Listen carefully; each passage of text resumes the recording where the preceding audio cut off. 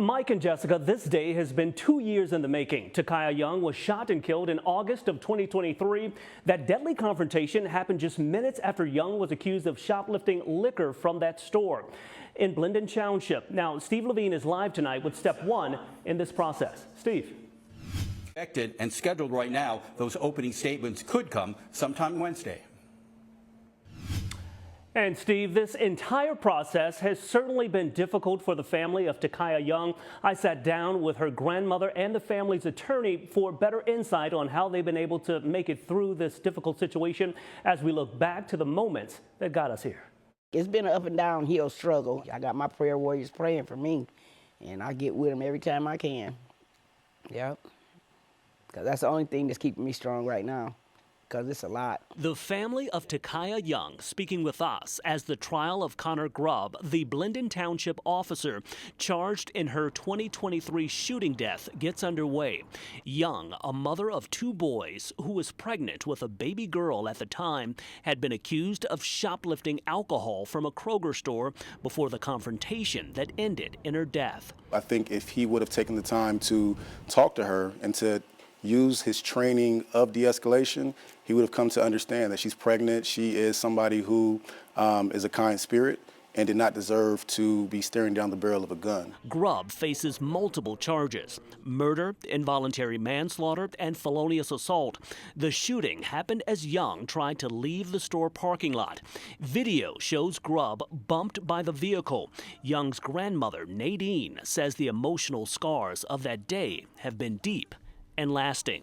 We have good days and bad days, struggles here and there. In addition to the criminal case, Young's estate has filed a wrongful death lawsuit claiming reckless escalation and misconduct by Grubb and Kroger. I'll just stress that this type of behavior cannot be normalized, and so this trial should not be a situation that we're looking at any gray area here, and any situation where officers can behave in this way. We have to truly emphasize that officers are not trained to act in this way. That's why he's on trial for murder right now. Young's family's grief is raw. They're calling for what they say is justice in this case. He took her out, period, because she didn't jump out that car when he told her to get the F out the car, was his words. Get the F out the car. Again, this trial is expected to last about 2 weeks. We're certainly expecting some emotional testimony, especially when the jury gets to see the video of this confrontation and exactly what happened. And we will walk you through developments every step of the way. For now, reporting live downtown, Mike and Jessica, back to you. And we are on the air with breaking news tonight. Thousands of state workers could soon be off the job without pay, not because of state cuts, but because of the ongoing gridlock in Washington, D.C. Good evening, and thanks for joining us. I'm Rodney Dunigan. I'm Jessica Ralston. State leaders say the longer this federal shutdown continues, it's more likely that state employees could face furloughs. Workers across public health, public safety, and the EPA all have been warned today their paychecks could be at risk if federal funding runs dry. For now, all employees are still on the job. Now, we have reached out to the governor's office for comment. They referred us to the State Department of Administrative Services, who supplied us with this information. Of course, we will keep you posted once we learn more. With that said, the government shutdown is now heading into its 2nd month, and if it goes past Tuesday, it becomes the longest in American history. President Trump is losing his patience, and now he's calling on Senate Republicans to act. Atra El-Nashar has the very latest. In just 7 hours, more than 1 million people in Ohio who rely on SNAP benefits to feed their families will not get their benefits. Now, local families and state leaders are stepping up to help, but it may not be enough. Rocky Walker has that side of the story tonight. I'm Rocky Walker.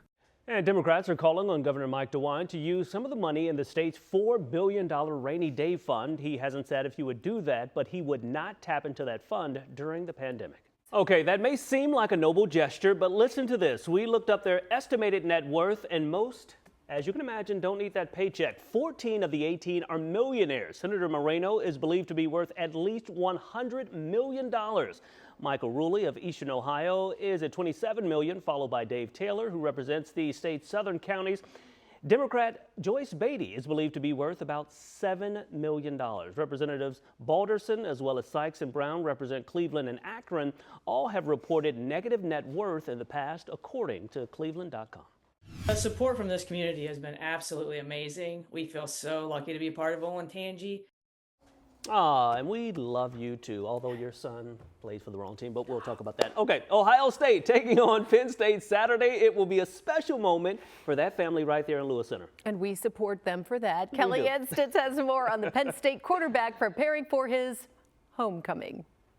Going to be good day for definitely, yeah, for football. And of course, we are proud of Ethan too. I just had to hit him in the ribs just a little bit. A little bit. I mean, he is wearing the wrong colors. So I agree. Got to give him a little ribbing there. He's on the other side, so yeah, it is still going to be a nice. Right now at 6, Columbus City Schools opening their doors to hear from families taking suggestions on how to address.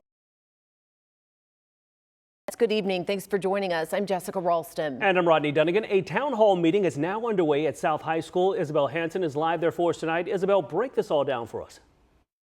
Developing at this hour, we are learning a lot more about that deadly deputy-involved shooting in Ross County. This all happened along State Route 180 near Chillicothe. Aaron Simonek spent the day in Ross County working to find answers. And this is not the first time that a child has been hurt in an accidental shooting. Just last week, a 9-year-old child was shot by a family member at a home in East Columbus. Court documents indicated that 27-year-old Taylon Johnson tripped as he carried that gun upstairs and accidentally shot that child. The child continues to recover tonight. Johnson has been charged with negligent assault. He's set to be back in court on Thursday. And then earlier this month, a 9-year-old accidentally shot and killed himself. This all happened in Lancaster. The 9-year-old was found with a gun in the basement of a home and accidentally shot himself in the head. No word on any charges there. And last month, a 3-year-old found a gun stashed between a wall and a bed at a home near Canal Winchester. That child was shot and killed himself, of course, in bed. His mother, Carly Dials, is charged with involuntary manslaughter. Her boyfriend, who allegedly brought that gun inside the home, is also facing charges tonight. All right, now for a look over Kingston Harbor in Jamaica as it braces for a Category 5 storm tonight. It's forecasted, get this, to be the worst storm in that island's history. And Chief Meteorologist Marshall McPeak is here. Marshall, Category 5 is as bad as it can get, As really. bad as it gets, and we're way. All right, thank you, sir. We're just 30 minutes away from the first round of the Hell is Real rivalry. Sports Director Dave Holmes joins us live at TQL Stadium, where the crew will face a hostile environment tonight. Dave, are you being treated kindly there? It is a heartbreaking loss for Buckeye Nation. Former Ohio State star and NFL great Nick Mangold has passed away at just 41 years old. The former All-American and 7-time Pro Bowler died. A deep mark not only on the football community, but on everyone who knew him. Today we sat down with former WSYX sports director and the Football Fever host Clay Hall, who covered Nick Mangold's entire career here in Columbus. He gave us a bit of insight on the person he was. He was the kind of player coaches dream about. Tough, humble, and reliable. Nick Mangold didn't just play center for the Buckeyes. He was the center, the anchor of a dominant Ohio State line from 2002 to 2005. Former WSYX sports director Clay Hall covered his entire time at OSU, describing his impact. He was a joy to be around. He was kind of not a practical joker, but just had fun. You just wanted to be around Nick Mangold, this man mountain, 6'4", looked like a lumberjack, had the long hair and the beard. And Ohio State really lost a valuable member of the Buckeye Brotherhood, that's for sure. Mangold went on to become a 7-time Pro Bowler with the New York Jets, a player whose toughness and leadership earned respect across the National Football League. But even with all the success, he never forgot where it all started, right here in Columbus. On social media, Ohio State football called him a Buckeye legend who embodied what it means to wear the scarlet and gray. Former coach Jim Tressel, who led Mangold during his college years, wrote that his heart is heavy, calling Nick a man of integrity, faith, and quiet strength. My heart breaks for his family. He had 4 young kids. Mangold had recently shared his fight with chronic kidney disease, facing it with the same determination that defined his career. His passing bringing attention to an issue that affects families across the country. Good Morning America discussing the impact. This is heartbreaking on so many different levels. Tell us a little bit more about this disease and the risk factors. We don't talk a lot about chronic kidney disease, but actually it affects 1 in 7 Americans. Robin, about 36 million Americans living with chronic kidney disease. Teammates, coaches, and fans are remembering not just an All-American, but a husband, a father of 4, and a Buckeye forever.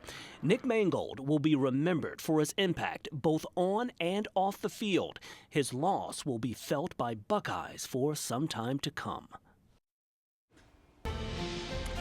Developing now, soon millions could lose access to food assistance, including right here in central Ohio. The government shutdown is threatening to stop SNAP benefits as early as November 1st. We're taking a closer look at what this all means for families counting on those benefits.